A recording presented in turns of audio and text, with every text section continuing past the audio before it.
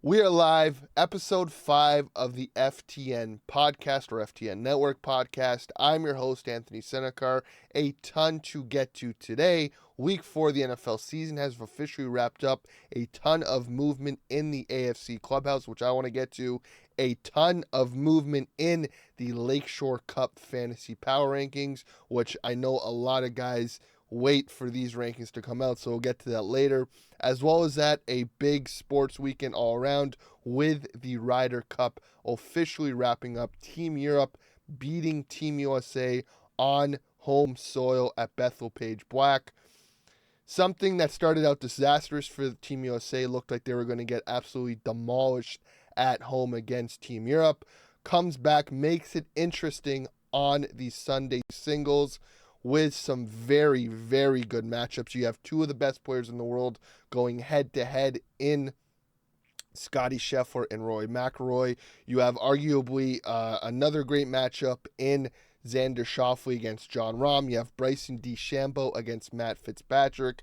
Great matchups all around on the Sunday singles. Brought it down to the wire. Team Europe ends up winning 15-13. What started off, like I said, as a disastrous Friday and Saturday for Team USA, they end up turning around. Keegan Bradley did make some early mistakes as the captain, putting out and running out some of these matchups when they were struggling. Justin Thomas struggled very early in those Friday foursomes and alternating shots on Saturday. Started off very, very weak. It looked like Team USA or Team Europe was there to play. You had obviously the buddy pairing of Shane Lowry and Rory McIlroy. You had the UK boys and Matt Fitzpatrick and Justin Rose. You had the Swedish boys and Ludvig Odberg and Victor Hovland. Again, I went heavy on Team Europe. I just felt the team feeling and cohesiveness of the Europe team after the big win on the last Ryder Cup in Italy. I think they had a chance to come in and win again, which they obviously did. I think Keegan Bradley and the States made some questionable captain picks. I think Colin Morikawa, who struggled all weekend, should have not been there. It looks like Keegan Bradley, who was the captain, should have or might have been one of the guys who should have been out there playing for USA. But again, what are you going to do in retrospect? And I just think from the mistakes of Zach Johnson, what he did 2 years ago in Italy, picking his buddies over guys who should have made it, like a Keegan Bradley, and going with the Ricky Fowlers and the JT's buddy, Justin Thomas's buddy. Why am I blanking? I keep blanking on his name, but picking those guys and his buddies over that of a Keegan Bradley, who was playing some very, very good golf. I think Bradley didn't do it to that extent, but I think taking Colin Morikawa over some of these other guys that got left behind should have maybe pushed the needle a bit more for the Team USA.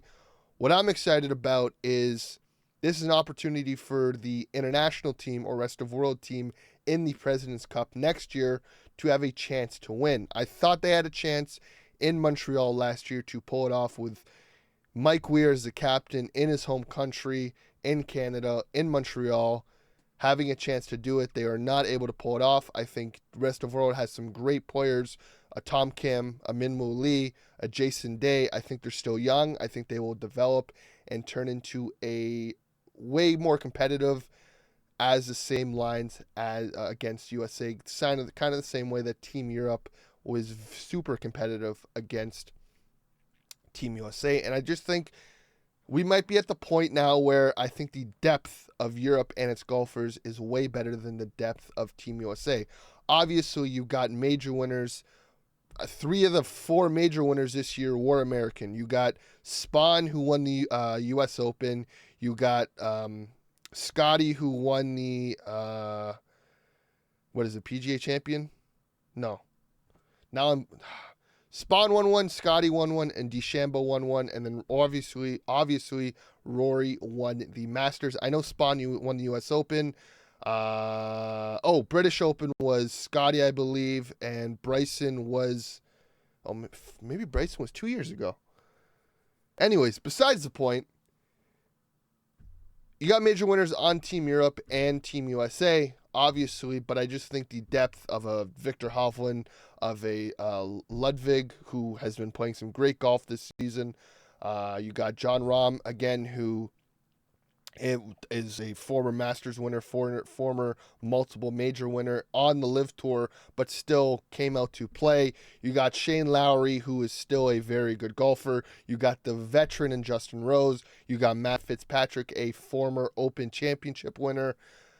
And I just think the depth from top to bottom with Team Europe just was greater than that of Team USA. I think USA might be a little bit more top heavy than bottom heavy compared to that of Europe, who had a great lineup from top to bottom. We will see what it is like in Europe 2 years from now, but as of right now, retaining champs are Team Europe. We'll see where the US game develops and what happens next year at the President's Cup. On top of that, another thing I want to talk about. We're in week 4 and we're already getting some MVP talk for the NFL. Right now, the betting favorite is Josh Allen, who is just under 2-1 to win it. Next, after that, is Justin Herbert, who had a very, very questionable weekend against the Giants, losing his other starting tackle in Joe Alt. Then you got Patty Mahomes and Lamar Jackson, Jordan Love, Matt Stafford, Jared Goff, and Jalen Hurts and Baker Mayfield.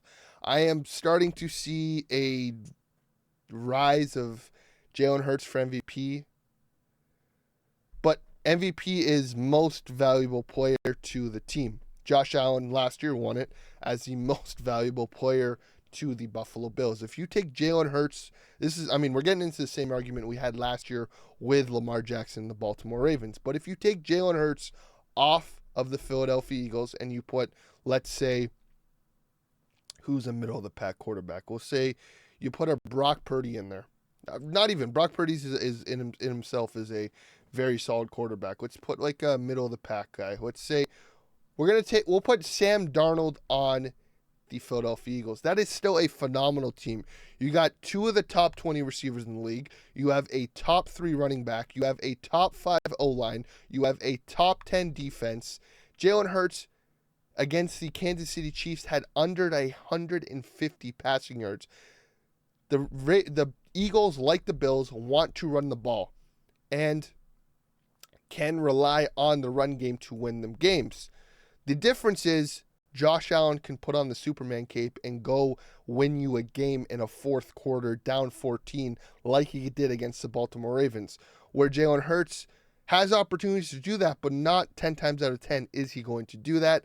I think a sleeper pick right now for MVP is that of Baker Mayfield. If the Tampa Bay Buccaneers get the 2 or 3 seed, Baker has 4,500 passing yards, 35 touchdowns, 40 touchdowns, maybe 50 interceptions.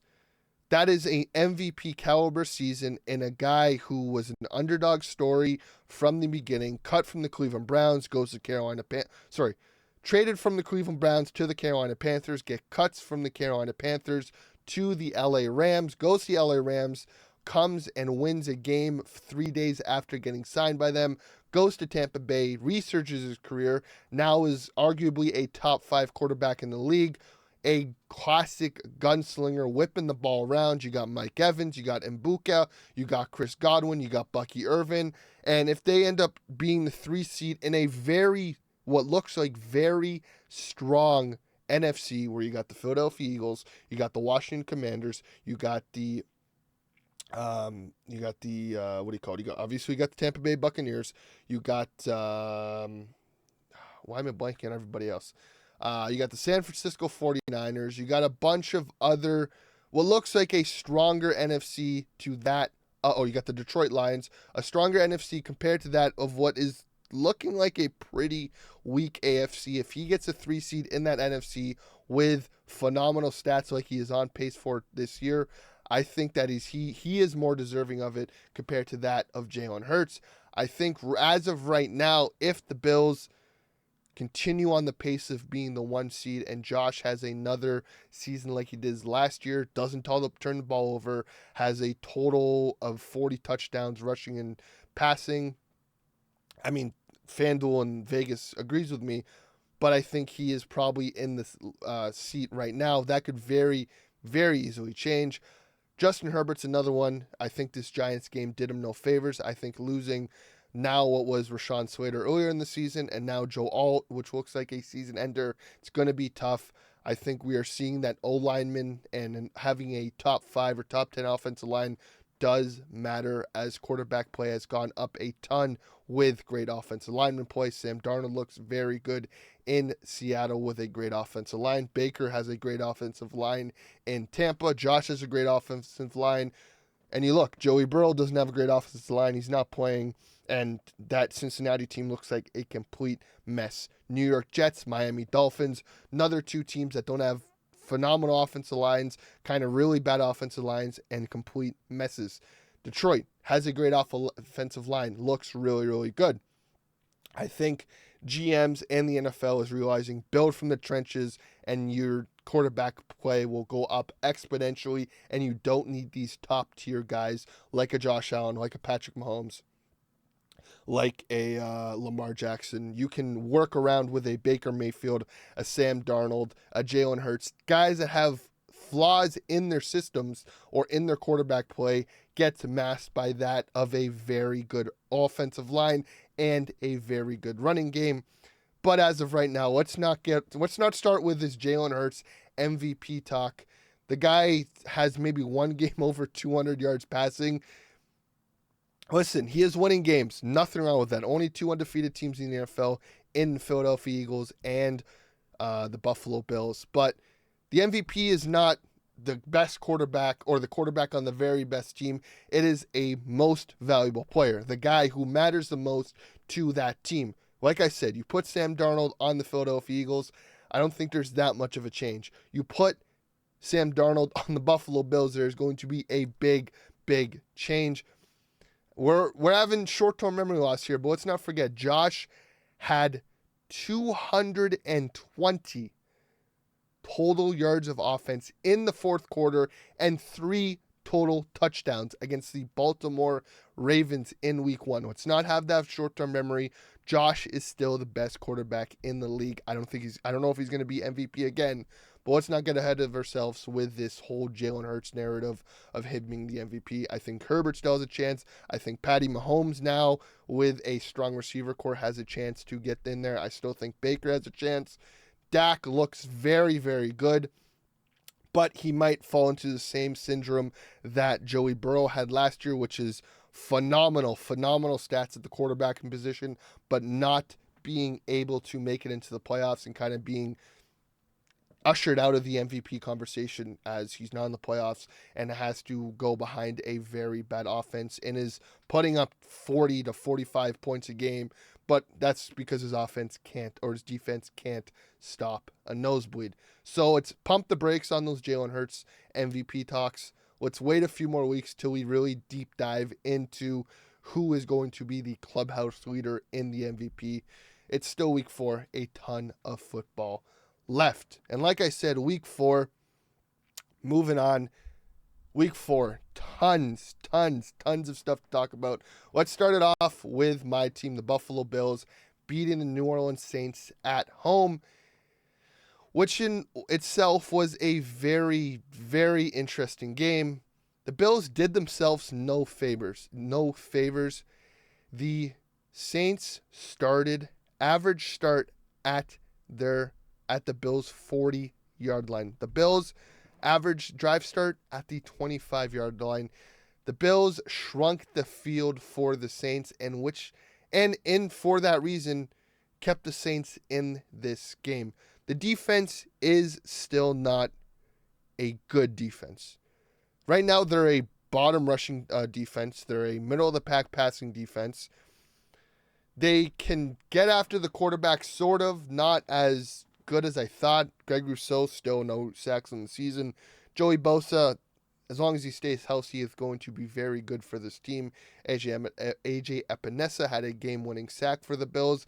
but I think the lack of pass rush, which is that mixed with a young secondary that is still finding its way. Hey, my apologies. Cole Bishop had himself a phenomenal game for the Bills. If you rewatch that play on his interception, the guy started at the other side of the field and sniffed out that play to a T. Cut all the way across, read it out, got a one-handed interception, and changed the momentum of the game. The Bills, at one point, almost went down against the New Orleans Saints at home in Week 4 on a 1 o'clock game. Brandon Cooks cannot pull in that touchdown, and the Bills continue to stay up in that game. But if Brandon Cooks scores that touchdown, the Bills are down against a 0-3 New Orleans Saints with Spencer Rattler at quarterback. The Bills are a flawed team, but the AFC in a whole is a flawed conference. We will get into it more in the AFC Club House rankings, but the Baltimore Ravens are dealing with injuries left, right, and center. The LA Chargers, who I thought were going to be contenders, had a big loss against the New York Giants and first-year quarterback Jackson Dart, which looked actually pretty solid. They might be having something there in New York. I think Brian Daboll might have bought himself another year. I think they're going... Watching that game, because, it was... Shout out my guy Abdul. Happy belated birthday. We had a big barbecue and had a bunch of TVs on. It was pretty much a sports bar, and the Giants game was on. And I am seeing... When I was looking, I had mainly watching the Bills game, but I had an eye on the Giants game as I wanted to see Jackson Dart and the LA Chargers, because that was a big outcome for the Bills. But Brian Daboll is developing Jackson Dart the same way he did Josh Allen. Jackson Dart, if it's not there, use your feet. That's the same thing he told Josh. Don't force throws. Rely on your running game. Cam Scatterboo looks very, very good. We'll see longevity of the rest of the season for him in this physical running style. But I think Daboll might have bought himself another year with Jackson Dart. We'll see. Might have been a lottery ticket for him. But the LA Chargers lose Joe Outnow, which looks like for the season. That is your left and right tackles gone. If this was the Bills and we lost Spencer Brown and Deion Dawkins, knock on wood, it would be very, very tough for the Bills to recover from that. Cincinnati Bengals, Joe Burrow is out for the rest till December, and they look like a complete mess, putting up 3 points against the Denver Broncos last night on Monday Night Football. And what a surprise. The Kansas City Chiefs are marching their way back into being the second best team in the AFC. It's just never a dull moment with this team in this AFC. Like I said, the AFC is very flawed this year. The NFC looks very, very solid. And I think the NFC teams are going to be beating up on each other all season. And I think the AFC might be done at this point already in the season. But we'll get more to that when we talk AFC Club House rankings. And I think let's move into it right now. Starting off at number 16, staying in the same place at +5, the Tennessee Titans. Your rookie quarterback, Cam Ward, in a press conference said, "I'm going to keep it a buck, we're ass." You cannot have your starting young quarterback come in a press conference. And I appreciate the accountability, but you still have to maintain a level of what's the word here? I think you don't want to mask the issues you have at hand. And Cam Ward, I like it. You're keeping it straight. You're shooting straight. And I think the coaching staff is doing him no justice. It's almost like if you had an A.J. Brown there, it might be a whole different story. But you got a Calvin Ridley who is looking lost, cannot catch a football. Tony Pollard is whatever. They got no offensive line. Their defense sucks. Spent a ton of money on Snead. Looks like he's probably not worth the money. Sucks for them, But again, you got a rookie quarterback in Cam Ward, a coaching staff that's probably not going to be there next year. And I thought Miami was bad, but I think as of right now, bottom of the barrel right now is the Tennessee Titans at +5. Moving on to the next spot, that of the Cleveland Browns, Cincinnati Bengals, and Las Vegas Raiders, all tied for the 13th spot at +3. The Cincinnati Bengals had a massive drop. 2 back-to-back stinkers. The offensive line cannot block. Drake Browning cannot get the ball out to his weapons in T. Higgins, Jamar Chase, and Chase Brown. Chase Brown has no room to run. They just got smacked around by the Denver Broncos. And again, I think it's a sunken ship. I think Zach Taylor should be gone. Go and rebuild that offensive line again for a third time, or else Joey Burrow is going to be injured for a long, long time. Las Vegas Raiders, again, another loss another loss to move to 1-3 on the season. A loss against the Chicago Bears on a game-winning field goal. Max Crosby is still a bright spot on that team. Ashton Genty went back to his college stance, looked very good, but you're rolling out there with Geno Smith, and why is it week 4 that you got to make adjustments and have Genty, who you spent a 2nd or 6th overall pick on, a former Heisman winner? How come you just don't have him in his original stance from the start? What are you doing there? Chip Kelly, I don't know. They're just kind of there as a filler team, and I think they're going to be tethering. They're going to cause frustrations for teams, but they're not going to be making any noise. And I think Geno is just a bridge quarterback until they can draft someone next year. And then the Cleveland Browns, a phenomenal defense, but zero offense. Joe Flacco ends up getting benched. Dylan Gabriel comes in. Shedeur Sanders is going to get a chance to start on this team at one point. I don't think Dylan Gabriel is going to have it. I don't even know if Shedeur is going to have it. But they got no offense. They got a phenomenal defense, and what a shame wasting such a good defense with such a bad offense. Moving on to the number 10 spot, which I'm going to call the AFC East, which is the New England Patriots, Miami Dolphins, and the New York Jets. I have hitched my wagon to quarterbacks multiple times, and I have been wrong. I thought Drew Lock was going to be very good. Doesn't turn out that good. I thought Sam Darnold was going to be a fantastic quarterback. I end up kind of looking right, as he looks like a solid quarterback now. I was wrong on Josh. I'll be honest, I was one of those guys when Josh was drafted. I didn't think he was going to be any good. I thought he was going to be a J.P. Lossman, one of those heavy cannon quarterbacks who just can't dial it in. And in my defense, I went through, Hugh drafted in 2018. I went through, 19 years? 19 years of mediocre quarterback plays.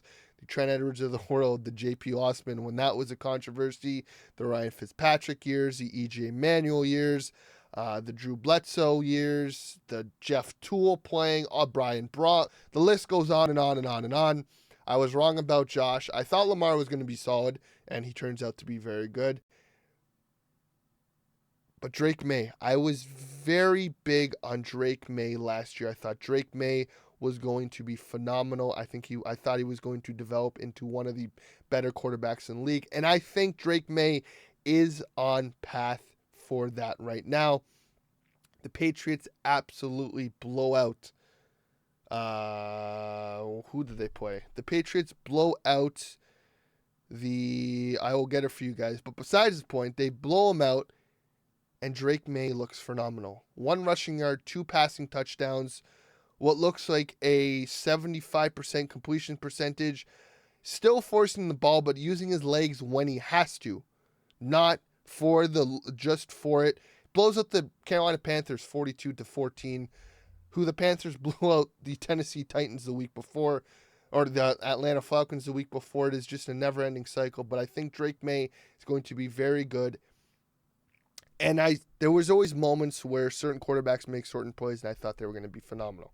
Josh's infamous touchdown throw to Robert Foster against the Jacksonville Jaguars, where the pocket collapses, you see no one, and a ball just shoots out, and Robert Foster catches it for a touchdown. Drake May made a catch last year in the pylon of the end zone, a over-the-shoulder catch where only the receiver catch it to Booty. And after that, I thought, oh, this guy's going to be very good. And it looks like I am right about Drake May, which I'm going to hang my cap on, and I'm going to do victory laps for the rest of the season on him. Moving on to the Miami Dolphins and New York Jets, also at +2. Miami loses Tyreek for the rest of the season. Just sucks. It sucks. The injury looked super tough. Tyreek left smiling in good spirits, but, I mean, hopefully he comes back and plays again. The guy would, as we see confirmed now, dislocated a leg, torn ACL, and probably a few other ligament tears. Mike McDaniel's days are probably numbered in Miami. Comes out with their first win of the season against the New York Jets last night, who just were getting penalties left, right, and center. Aaron Glenn has a undisciplined team, has to figure that out. Again, you got Garrett Wilson, you got a solid run game. Justin Fields looks like a quarterback you can win games with, but needs an O-lineman. And I just think that the AFC East is going to be lumped into the same category, as each team has bright spots, but also has spots of where it's like, you guys got weaknesses, obviously. And I think out of it, I think the AFC is going to be probably the Patriots, Dolphins, Jets, and then obviously the Bills at the top. But I think the Patriots right now are the biggest competition for the Bills in the AFC East. I think Miami and the Jets are, I think Miami's window's closed in about a season, and the Jets' window probably never really opened, even with Aaron Rodgers there. And I just think they're kind of on the same tier right now. Moving on to the 9th spot at +1, the Houston Texans. Same story as the Cleveland Browns, but this time with a competent quarterback and semi-competent offense.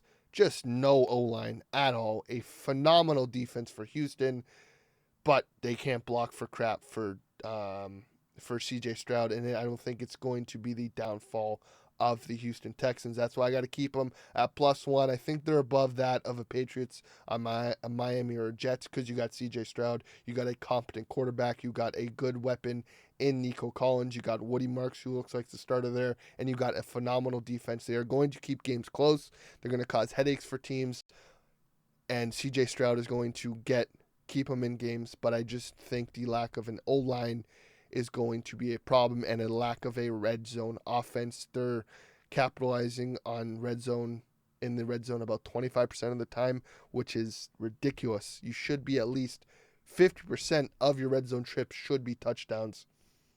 And for that reason, I got to keep Houston at 9 at +1. Moving on to the 7th spot, you got the two teams who are playing at par right now. Aaron Rodgers and the Pittsburgh Steelers, and Trevor Lawrence and the Jacksonville Jaguars. Jacksonville, if they end up winning against the Cincinnati Bengals when Joey Burrow goes down, could also be another undefeated team. They end up as 3-1 right now. Cohen looks like he's revitalized that offense. The defense looks solid. Travis Hunter, I think, is going to be a good DB and a special package receiver. If Brian Thomas Jr. can figure out to catch the ball, Travis Etienne looks phenomenal in that Cohen offense. Trevor Lawrence looks like a competent quarterback. There's still a chance that they might make the playoffs, might not make the playoffs. They might sneak in as a wild card. I think with a weak AFC as it is right now, I think it's going to be between Jacksonville and Pittsburgh to make that final wild card spot, because I think everything above 7 is 100% going to make the playoffs. Pittsburgh, Aaron Rodgers got them at 3-1.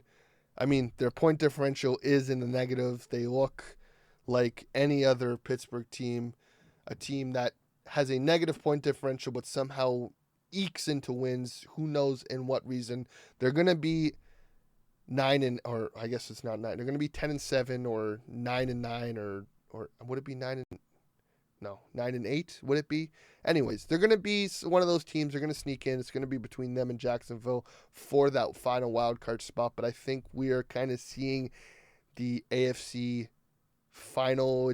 The final picture is kind of coming into focus. The reason for that at the 5 spot, you got the Denver Broncos and the Indianapolis Colts. The Colts shoot themselves in the foot, almost beat the LA Rams, and that would have put them in a tier above. But as of right now, the two teams that played each other that look like the two kind of middle of the pack or rising to the top of the middle of the pack, which is the Denver Broncos and the Indianapolis Colts. Both teams have a solid running game, a coach that looks very, very competent, a quarterback who looks like he's a good game manager who can win you games. Daniel Jones might not be a flash in the pan if this keeps it up for the Indianapolis Colts. Bo Nix made some great throws last night against the Bengals. He looks very, very good. He looks like he's developing nicely. Both teams have solid weapons. Jonathan Taylor at the Indianapolis Colts. Michael Pittman Jr., who's an underrated receiver in the league. Courtland Sutton out in Denver, who is a very underrated receiver in the league. You got J.K. Dobbins. You got R.J. Harvey. You got a Super Bowl winning coach in Sean Payton. And again, it's going to be interesting to see what happens here. I think both these teams are 100% going to make it in the playoffs. And now we get into that top 4. At the 3 spot, you have the LA Chargers and the Baltimore Ravens. Baltimore Ravens take a big hit here. Reason being, blown out by the Kansas City Chiefs in Arrowhead. Lose Lamar Jackson for what could be 2 or 3 weeks. Lose their starting defensive tackle. Lose Roquan Smith for multiple weeks. Lose Marlon Humphrey for multiple weeks. The injury bug is hitting Baltimore heavy. And it looks like it's going to be very tough for them to recover and be a playoff team. Still a phenomenal roster. Still an MVP caliber quarterback in Lamar Jackson. Still a Hall of Fame running back. Still a solid defense bearing injuries. And they will come together near the end of the season, but it's going to be tough to see what happens in that AFC North with the Ravens and the Pittsburgh Steelers. Can the Steelers creep up on the Ravens? The Ravens are 1-3, Pittsburgh 3-1, have a 2-game lead. We will see what happens there.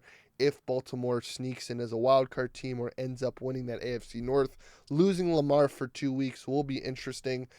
As, again, you can still hand the ball off to Derrick Henry and get yards with Zay Flowers, with Bateman, with Mark Andrews. But are they going to be able to make up for the injuries on the offensive defense side of the ball? That's where my question's at. But still, out of respect, I got to keep them in at that 4 spot, as they are a better team than Indy and Denver when Lamar is fully healthy. It's just, they got dealt a bad hand. They're 1-3 right now, and we'll see if they can recover from that. The LA Chargers had a chance to jump into that 2 spot this weekend. They did not pull it off. They lose to the New York Giants in MetLife Stadium against, like I said earlier, Jackson Dart in his first career start with Brian Daboll.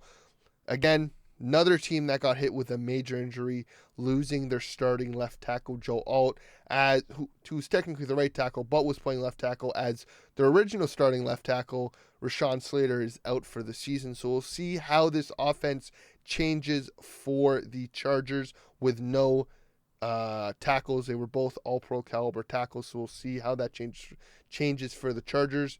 Hampton looks very, very good.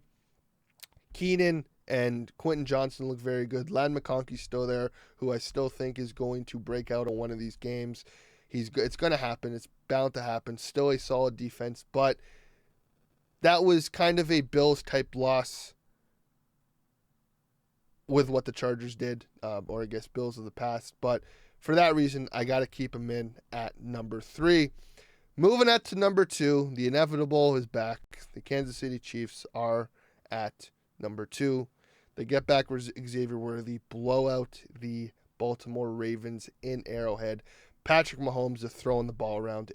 Xavier Worthy looks like he's going to be a great fantasy option for teams and a great option for the Kansas City Chiefs. And it looks like that is what the Chiefs needed, was the receivers to come back. Now with Worthy there, they put up 30-plus points, which they haven't done all season. They're going to get Rashee Rice back in a few weeks, and the inevitable is going to happen. Steve Spagnuolo's got that defense playing phenomenal, blitzing in crucial moments and causing headaches for Lamar Jackson. And again, the road to the 1 seed is becoming a lot more clear for the Bills, and obviously I have the Bills at the clubhouse leading at -4, but it's going to come down to Kansas City and Buffalo. Let us all be honest here. The 1 seed, what I said this weekend when I was watching those games, I said the 1 seed's locked up. The issue is I called that before the Chiefs and Ravens played. And the Chiefs looks like they have a competent offense, which might cause a little hiccup for the Bills on the road to the 1 seed. The thing is, the Bills have a 2-game lead on the Chiefs right now, as the Bills are 4-0 and the Chiefs are 2-2. The Bills also still have a chance to play the Chiefs at home at Highmark Stadium at 4:30. We remember what happened last time the Chiefs played the Bills in the regular season at Highmark, so we'll see what goes from there.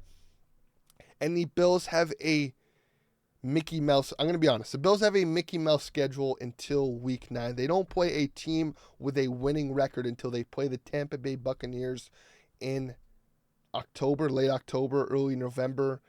And before that, you got the Patriots this week, you got the Atlanta Falcons the week after, you got the bye week, then you got Carolina, then you got, I want to say, the Miami Dolphins or someone, then you got the Tampa Bay Buccaneers, where the Chiefs still have to play the Chargers again. They still have to play a few other teams with positive records, so it'll be interesting to see what happens there. The Bills, the road to the 1 seed is this year for the Bills, and as of right now, every team in the AFC has a flaw. The Bills have a defensive flaw. The Kansas City Chiefs have what looks like a flaw in the receivers, but we'll see if they're recovering from that now with Xavier Worthy and Rashee Rice coming back. The Chargers lost 2 major tackles. The Indianapolis Colts are still the Colts. The Denver Broncos are still young.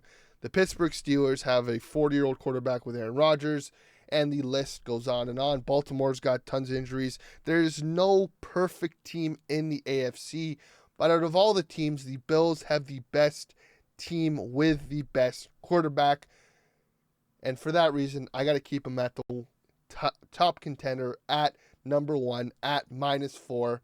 Let's go through the list one more time from top to bottom for everybody listening on their phone. At number 1, I got the Buffalo Bills at -4. Number 2, the Kansas City Chiefs at -3. Number 3, the LA Chargers at -2, tied with the Baltimore Ravens as well at -2. Tied for the 5 spot, you got the Indianapolis Colts and Denver Broncos, both at -1. Tied for the 7th spot, both at even par, the Pittsburgh Steelers and Jacksonville Jaguars. At the 9th spot, one above par, +1, the Houston Texans. At the 10th spot, +2, 3-way tie, the rest of the AFC East, the New England Patriots, Miami Dolphins, and New York Jets. 13th spot, tie between the Cleveland Browns and Cincinnati Bengals at +3, as well as the Las Vegas Raiders. And the final spot at the 16th spot at +5, just a team that is on a downward spiral, the Tennessee Titans. And that is the final movement for the AFC Clubhouse for Week 4. Going from the Clubhouse, let's get into what everybody wants to listen to, at least in my fantasy league, that being the Lakeshore Cup Power Rankings. Let's start it off with the results for Week 4. We got Fantasy Bean against 1-3, and a phenomenal week for Xavier. Pulls off the 155-102 win against myself, Fantasy Bean. He does lose Malik Neighbors with a torn ACL for the rest of the year, but he has a 3-headed monster at running back with Josh Jacobs, Bucky Irvin, and Hampton all getting 25-plus points. Kyler Murray purrs it off with 16 points. Dalton Kincaid gets a late touchdown. The Detroit defense got 19 points. I still feel strong about my team and Fantasy Bean, but I got to give it to X. He's got a very, very good team with a solid three-headed monster running back and good bench depth at running back. I think you run into the issue of a lack of receivers. I think you got to move some of those running backs for receivers, but big win against myself. Moving on to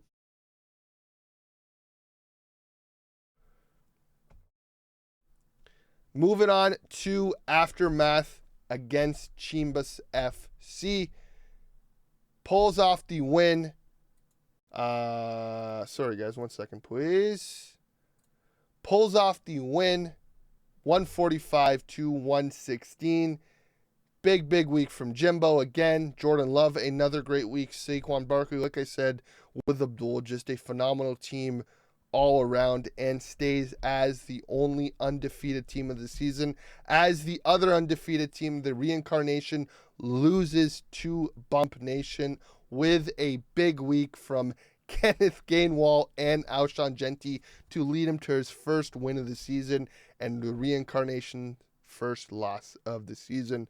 Moving on from there, the Commish loses to Jaw Rockers. Jaw Rockers with a great week from Breece Hall, great week from Dak Prescott, great week from Amon-Ra St. Brown and Mbuke, and it looks like a solid team up and down for Jaw Rockers, where the Commish loses Tyreek Hill for the season and is in the market for a receiver. Moving on, Fugoff beats Meat Spinners for his first win of the season. Even with a lack of running back, pulls it off. A mediocre week for Meat Spinners. And Fugoff has a big week from Quentin Johnson as well as Justin Jefferson. So hats off to him on getting his first win of the season. And then the final matchup of the week, receiver Grim Reaper versus Nightcrawler. Just an abysmal week for Nightcrawler, or for receiver Grim Reaper. I keep telling you, Pedro, you got to get a running back because this is not going to keep working for you. Nightcrawler sneaks out with another win to move to 3-1 in the season, but the second least points scored for against with what looks like a pretty mediocre team. And the reason I say that is we are getting into the power rankings now.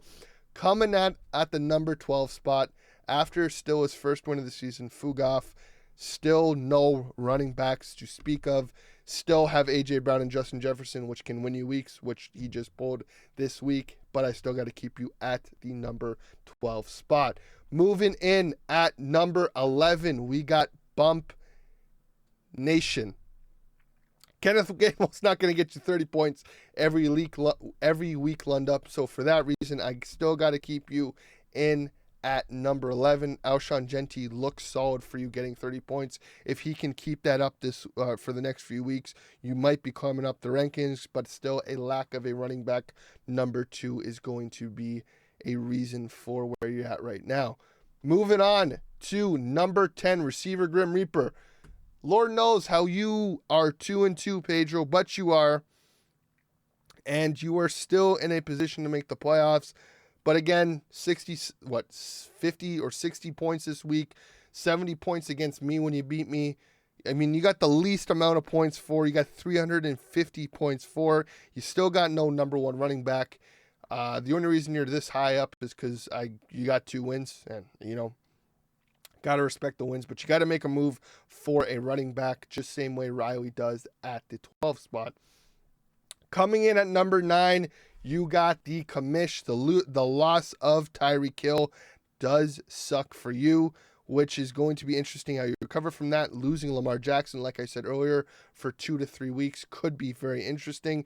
Still a solid running back crew with J.K. Dobbins, Javonte Williams, and Chuba Hubbard, but Devontae Smith and Jamison Williams are receiver 2s or middle of the pack receiver 2s and high-end receiver 3s. You still need that receiver 1, which you had in Tyreek, but I think the losing him is going to cause an issue. You still do have Bijan, who's on a bye week this week. So you have a solid stable of running backs. You need to go make a call to one of these teams that need a running back and go get some receivers. Coming in at number 8, Meat Spinners. A tough week for you. And the reason you're in at number 8 is because you have a good team, but has been very disappointing for your players. And that's been the reason of a lot of these losses. You lost Jaden Daniels for 2 weeks. You got Zay Flowers, who's been very down low. Marvin Harrison Jr. cannot catch a football. Had a solid week this week, but he has been very up and down. Zach Ertz has been a middle-of-the-pack receiver or tight end. Chase Brown has been very disappointing for you, and your lack of bench depth puts you in at this 8th spot. You don't have rotational pieces to keep you afloat. If guys played to where they were drafted, then you're going to go up. But as of right now, I got to keep you in at that 8th spot, max, and meat spinners or max. Coming at the 7th spot, 1 and 3, X, let's be honest. I would have put you higher, but you got no receivers right now, brother. You got George Pickens as your receiver number 1, but you got a stable of running backs. You got Bucky Irving, Cam Scatteraboo, Hampton, Trey Benson, and RJ Harvey, and Josh Jacobs. But you got one receiver on your team right now. You got to make some moves for a receiver. Dalton Kincaid, like I said, is still going to be a viable fantasy tight end for you. Kyler Murray and Justin Fields is a good rotational piece, and the Detroit defense looks solid. But without a receiver number 2 right now, I got to keep you at 1 and 3. You got a insane stable of running backs, but you got to make a move for another receiver or 2. Coming at the 6th spot, Fantasy Bean. I got to put myself there. I am a fan of where my team is at. I lose last week to X, but I mean, the guy had 3 guys who got 25 plus points. Drake May looks good. Jonathan Taylor looks good. Judkins had a solid week on my bench with 21 points. Jamar Chase has been disappointing, as well as Ladd McConkey, but I think the ship will set sail properly for those guys as of right now. Xavier Worthy looked good, so happy to have him. Odunze looks solid. DeAndre Swift is a great rotational piece. Bill is a long-term investment, and I think at that 6th spot, I got to keep myself there because I still think that the only reason I'm above X right now, in my opinion, is his lack of receiver core and that of Max or have meat spinners and Kamish.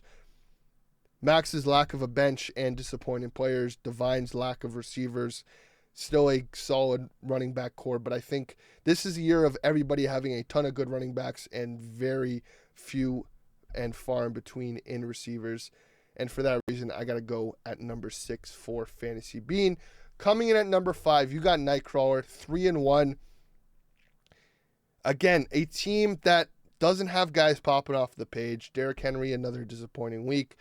Courtland Sutton looks solid. Mark Andrews is going to be up and down. Patrick Mahomes is going to be up and down. Another week where he goes up against a guy who barely breaks 100 points. He has his 2nd least points up against him. Again, still sort of a fraudulent, fraudulent's probably not the word, but just lucky matchups gone against. Not a team that really jumps off the paper. Kenneth Walker still looks like a solid running back, but that is still a committee, so that is not a super viable option for fantasy. Derrick Henry, like I said, was another bad week. But again, 3 and 1, you got to respect it, so you got to keep him in at that number 5. At that 4 spot, you got Jaw Rockers. Great investments from Jaw Rockers. I mean, Mbuke looks like he is going to be keep on growing in his role with the Tampa Bay Buccaneers. Kyon Williams and Breece Hall look solid. Amon-Ra St. Brown looks like another top 5 season for him. Etienne is going to be very, very good. Good bench depth with Keenan Allen, Calvin Ridley, who you can still rotate in and out. Tucker Kraft and Fannin, both good fantasy tight ends, and what looks like a guy who's going to put up a ton of fantasy points again in Dak Prescott. Still Joey Burrow coming back. Great team, great backup, solid bench. For that, I got to give you number 4 spot with Jaw Rockers. Coming in at number 3, Chimbas FC, and the reason for this, he has the 2 best fantasy receivers, and they're going to keep putting up 25 points a week and keep on winning him games constantly. That being Jackson Smith and Jigba and Puka Nacua, who as of right now in our league are ranked. I will tell you guys right now. Puka Nacua is receiver number 1, and Jackson Smith and Jigba is receiver number 7. And Devon Achane solid. Woody Marks, who looks like the starter in Houston. Sam Laporta solid. Jordan Addison now back. Pacheco, who is a rotational piece for him. Mike Evans, who is injured but will come back. Ricky Purcell, who is going to come back and be another solid receiver. Niners defense, which is solid. Again, great team. Caleb Williams, who looks like a viable starting quarterback in fantasy. So again, great team from Chimbas FC, and I got to keep him at that 3 spot. Going into that 2 spot, the reincarnation, another great week, or not a disappointing week, but still a great team all around. Again, Josh Allen, you can't argue with Josh Allen. You can't argue with that of Josh Allen and Alvin Kamara, as well as Jahmyr Gibbs, Devontae Adams, Deebo Samuel, Brock Bowers, Tyquan Thornton, Butker, Tutton, Jalen Warren, who was hurt but will still come back. And I still think a solid team from top to bottom. And then staying as the top contender at that number 1 spot, the last undefeated team. The last undefeated team in Lakeshore Cup, with a great team all around. Jimbo looks like a top 5 running back. Saquon's a top 5 running back. Garrett Wilson looks good. Keon Coleman's a good rotational piece. Ferguson's a good tight end. Tony Pollard's another great rotational piece. On his bench, Jordan Love, Cooper Kupp, DK Metcalf, Kyle Pitts. Just great depth all around. And for that, I got to keep you in at the number 1 spot, Aftermath Records. So for everybody listening, number 1 Aftermath, number 2 Reincarnation, number 3 Chimbas, number 4 Jaw Rockers, number 5 Nightcrawler, number 6 Fantasy Bean, number 7 1 and 3, number 8 Meat Spinners, number 9 Commish, number 10 Receiver Grim Reaper, number 11 Bump Nation, and at the 12th spot for another week, Foo Goff. Every team has issues. Every team has a flaw. The thing is, Abdul can recover from that, and guys don't have running backs. And I think guys who have tons of running backs need to make trades with guys who have tons of receivers, and the league can get interesting. But as of right now, I got to stick with those power rankings. I'm staying by it. We are moving on to Week 5. The Bills play the New England Patriots Sunday Night Football with their new whiteout jersey. So excited for that. I'm going to the game. Excited to see Drake May in person. Excited to see Josh Allen and the Bills play again. I think watching all these other games, it is crazy the difference between that of Josh Allen and the Bills against a lot of these other teams. It's just night and day difference. And I'm super excited again to go to the game on Sunday night. But that is all from me, guys. As always, subscribe, follow the podcast, give it a like, give it 5 stars. We're on wherever you get your podcasts, Spotify, Apple Music, all of that. We are on there. Where we got video on YouTube, we got audio on everywhere else. So subscribe, give us a follow, leave a comment. Let me know what you guys want to talk about. Open to talk about anything. If you want to come in here and argue for your fantasy team or just talk and shoot the shit in general, hit me up on my social media down below at Anthony Senecar. As always, guys, have a great week. And we will talk next week with Week 5 of the AFC Club House, as well as the Lakeshore Cup Power Rankings.